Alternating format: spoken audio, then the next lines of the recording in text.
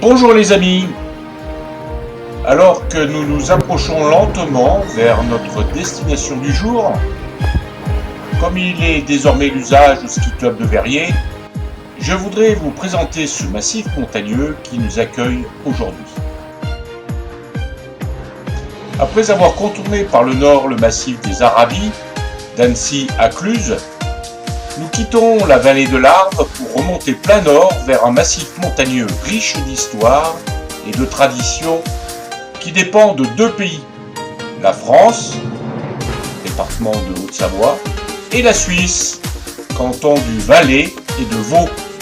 Je veux bien entendu vous parler du massif du Chablais. Cette ancienne province du duché de Savoie a pour capitale historique Thonon-les-Bains. Et elle est actuellement divisée en 3 territoires, le Chablais savoyard, le Chablais valaisan au sud de Lausanne avec Zermatt au pied du Cervin et le glacier d'Alech, et le Chablais vaudois au nord du lac Léman et ses beaux vignobles. Ce deuxième plus grand massif calcaire des Préalpes du Nord, derrière le Vercors, est typique. Il est même unique.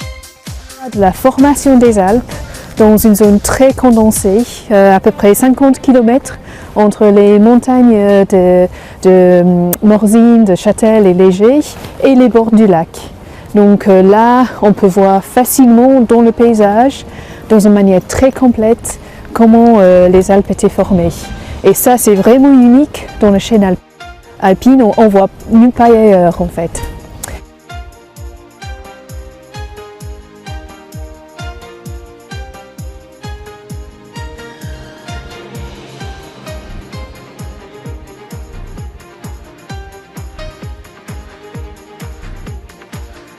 D'altitude modeste, au sommet emblématique tels que les Hauts-Forts, 2466 mètres, la Dandoche, Cornette de Bise, la pointe de Fornay, la pointe de Chaiserie en Suisse.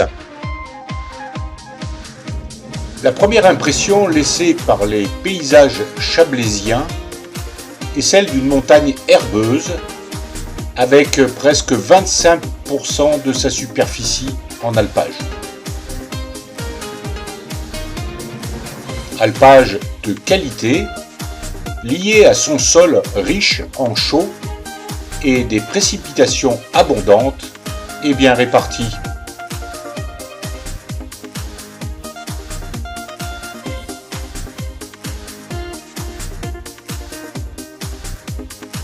Bien antérieures à l'arrivée des moines en Chablais, les transhumances d'altitude rythmaient la vie pastorale de toute cette région.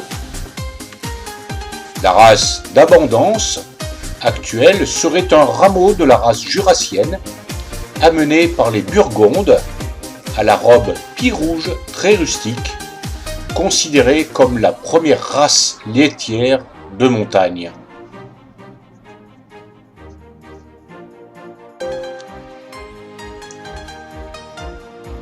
Les monastères ont attiré la paix des solitudes boisées et ces moines ont depuis le XIe siècle largement contribué à l'épanouissement du Chablais sur des terres souvent données aux religieux par les seigneurs laïcs.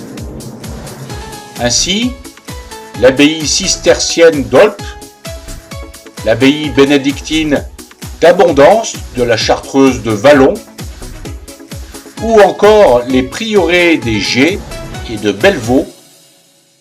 À l'imitation des seigneurs laïcs, des terres sont cédées aux paysans qui en disposent librement moyennant le paiement de taxes en nature ou en argent.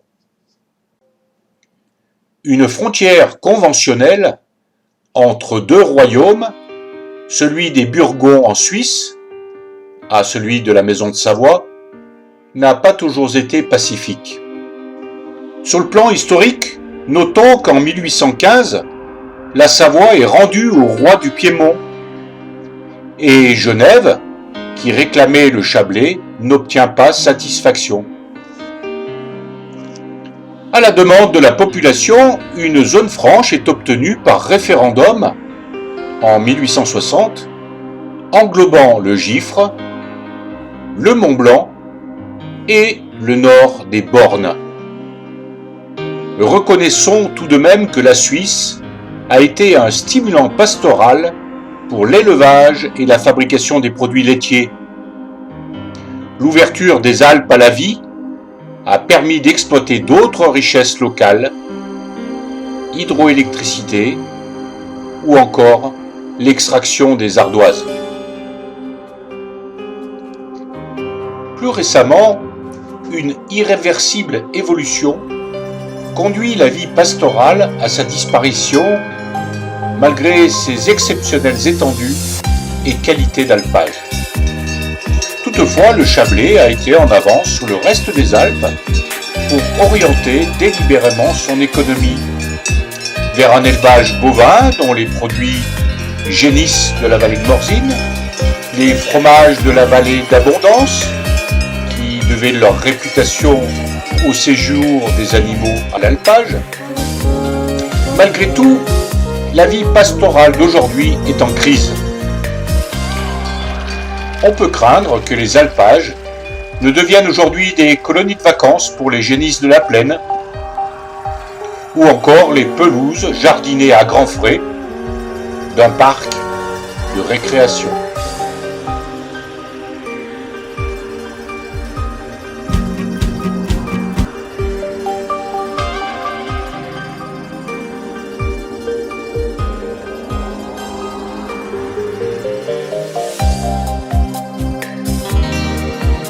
Je vous laisse découvrir, à travers ces quelques images, toutes ces richesses locales qui ne manqueront pas de vous séduire.